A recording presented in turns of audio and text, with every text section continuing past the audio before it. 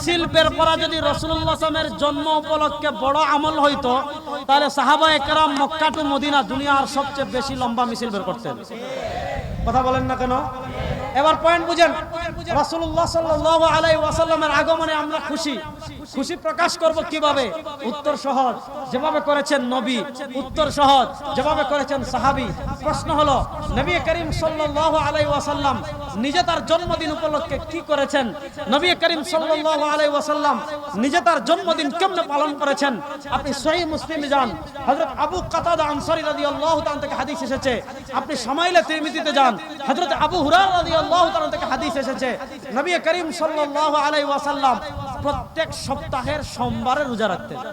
কি বারে? বলেন না, কি বারে? এবার বুঝেন। আবু কাতাদা আনসারী রাদিয়াল্লাহু তাআলা বলেন, সুইলা রাসূলুল্লাহ সাল্লাল্লাহু আলাইহি ওয়াসাল্লাম